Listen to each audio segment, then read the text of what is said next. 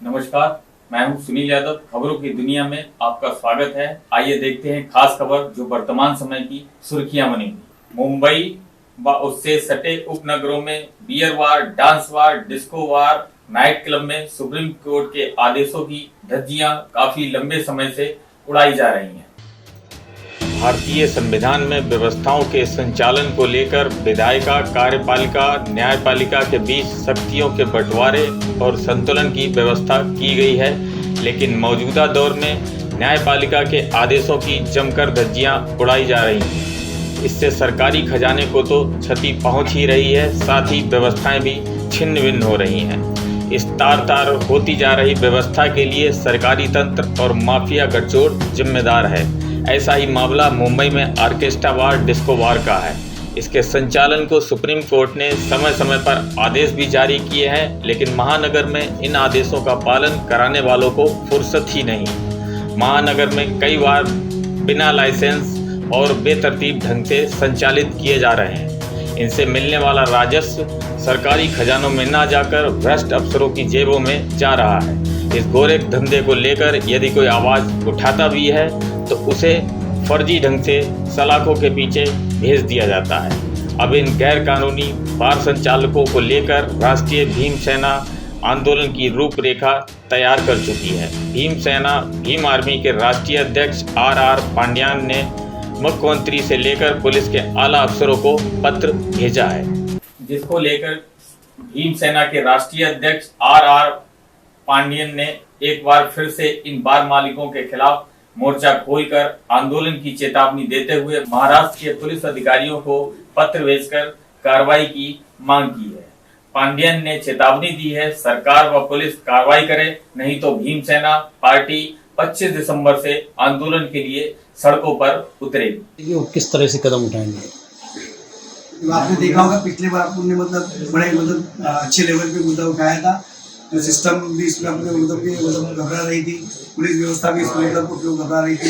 लेकिन क्या हुआ कि पुलिस और ये बाहर का जो नेक्सस है वो इतना मजबूत है और अरबों रुपए का इसमें कारोबार होता है इसके अंदर, और बहुत बड़ा जो रकम है वो जो पुलिस व्यवस्था है, जो मैनेजमेंट है, उनको जाता है, हफ्ते के नाम पे जाता है, तो कहीं ना कहीं रुक जाता है। तो इसकी वजह से उसका उन्होंने पुलिस व्यवस्था ने जो पुलिस नेक्सस और बाहर का नेक्सस का शिकार हुआ। आपने देखा कि मुझे 8 महीना मुझे डाला अंदर झूठे केस में।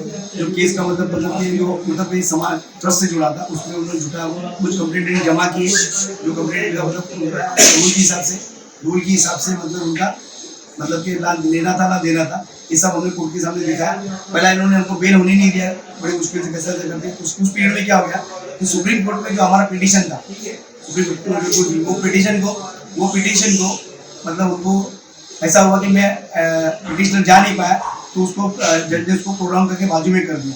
और उसका उनको फायदा मिला कि उनका जो अप्रैल में जो रिन्यूअल होता था रिन्यूअल हो गया और लोग फिर से काम पे लग गए। और उन्होंने कहीं ना कहीं उनको आर्थिक इतना नुकसान पहुँचाया कि मतलब मैं खड़ा नहीं हो सकूँ।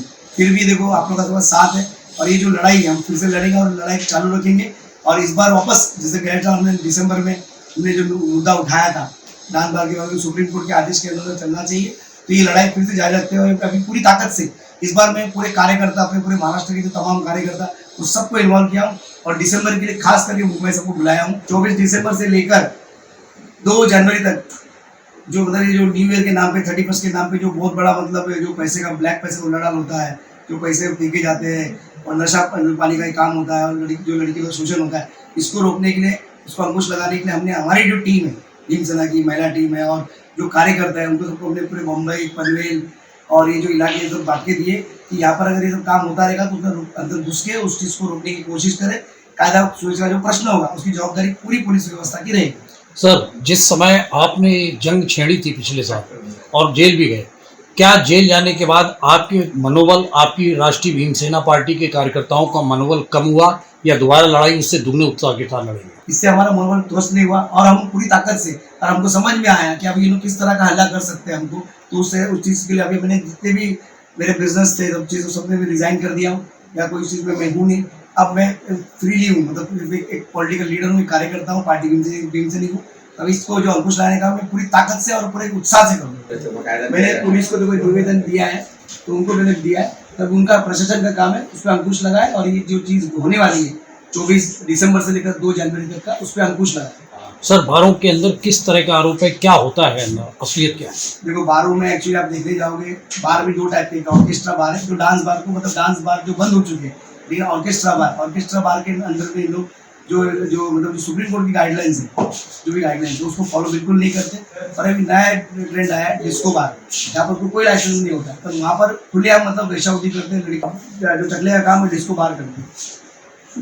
इनको चलाने वाले जो लोग हैं, अभी पिछले दिनों में कई लोगों को पर्दाफाश भी हुआ, पकड़े भी गए, जेल भेजे गए, उसको लेकर और काफ़ी तेजी भी आई। तो क्या मानते हैं कि राष्ट्रीय भीम सेना पार्टी का ये आंदोलन का कहीं ना कहीं असर देखने को मिला इन बार मालिकों को?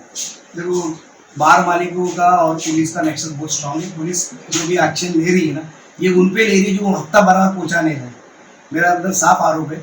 और जो हफ्ता बराबर दे रहे हैं उनके पास मजे से चल रहे हैं। आप जाओगे तो वाशी में नाइट एंगल देखो, सोना बार देखो, ये सब खुलेआम चल रहे, धड़ल्ले से चल रहे, कोई रोक टोक नहीं। दुनिया बंद हो जाए पर वो बार बंद नहीं हो सकती, क्योंकि उनका बराबर हफ्ता पहुँचता है और जरूरत से ज़्यादा पहुँचता है, और जरूरत से ज़्यादा उनका काम है, वो लोग करते हैं।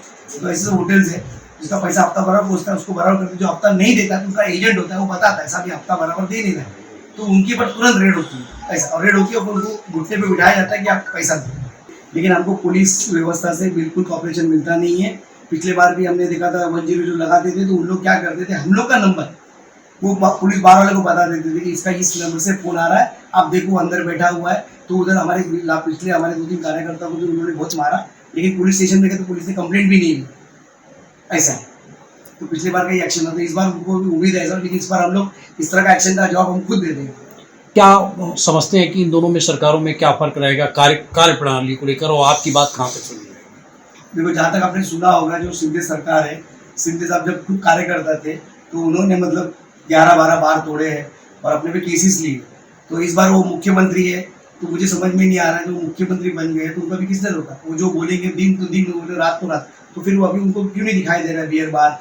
क्यों नहीं मराठी मानुस की इज्जत दिखाई दे रही है ना? मराठी जो मतलब जो चल रहा है, मराठी मानुस का पैसा जो उड़ने जा रहा हो रहा है। मकसद क्या है, किस तरीके की चीजें चाहते हैं?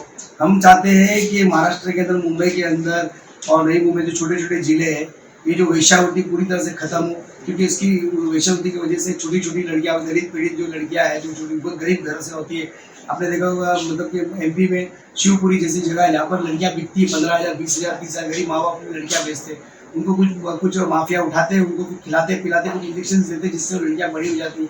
उस तरह का जो लड़कियों का एक्सप्लॉयटेशन होता है, जो उनका छल होता है गरीबों का, ये मुझे उसको रोकना है। प्लस सुप्रीम कोर्ट ने सबसे अच्छा गाइडलाइंस दिया है। मैं चाहता हूँ जितने भी बार चला है, जो देश को सरकार को रेवेन्यू मिलता है, लेकिन जो सुप्रीम कोर्ट ने जो गाइडलाइंस दिया है उस गाइडलाइंस पे, उस मापदंड नहीं चले। नहीं, बिल्कुल विरोध नहीं है, जो मापदंड दिया है वो उचित दिया सुप्रीम कोर्ट ने। और इवन सुप्रीम कोर्ट ने बोला है कि जो लड़कियां हैं, जो पहले के जो बार बाला है, जो पहले उनको भी स्टेट गवर्नमेंट को ऑर्डर दिया था कि उनको मतलब रिहेबिलिटेट करे, उनको पेंशन चालू करे या रिहेबिलिटेट करे, वो सब कुछ भी काम नहीं हुआ। बल्कि जो ऑर्केस्ट्रा बार जहाँ पर परफॉर्मेंस होगा, लड़कियां गाना गाएगी, इंस्ट्रूमेंट बजेगा, जो लाइव परफॉर्मेंस होगा, वो भी 11:30 तक का कुछ टाइम है और 1:30 बजे तक खाने पीने का टाइम है, वो परमिट रूम अलग होगा। बहुत सारे नियम, अच्छे नियम दिए सुप्रीम कोर्ट ने, लेकिन उस सबका मतलब वो सब महाराष्ट्र में तो उसका पालन हो ही नहीं रहा है, बिल्कुल पालन नहीं हो रहा है। और वो जो जूना जो डांस बार था, वही लेवल से डांस बार का ही काम चल रहा है। तो क्या राष्ट्रीय भीम सेना पार्टी सुप्रीम कोर्ट के निर्देशों का पालन करते हुए उन पर आंदोलन उठाएगी कदम? देखो सुप्रीम कोर्ट में ऑलरेडी हमने गए हैं, सुप्रीम कोर्ट में हमारा कंटेम्प्ट पिटीशन चालू है। अभी उसका डेट है 7 जनवरी का डेट है, 7 जनवरी का डेट है सुप्रीम कोर्ट में कंटेम्प्ट पिटीशन डाला। और सुप्रीम कोर्ट का जो गाइडलाइंस है, मुंबई पुलिस या जो भी जितनी भी जिले की पुलिस है फॉलो नहीं कर रही है, सबको पता है।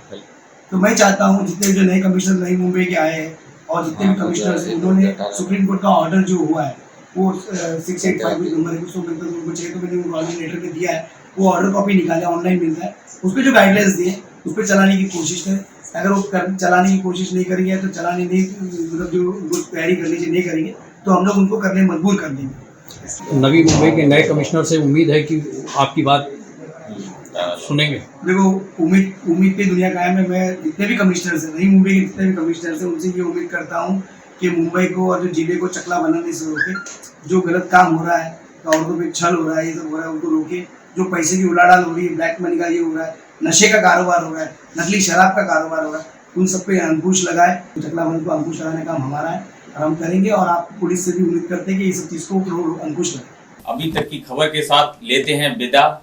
हम फिर मिलेंगे नई खबर के साथ। हमारे चैनल को सब्सक्राइब करना ना भूलें। नमस्कार।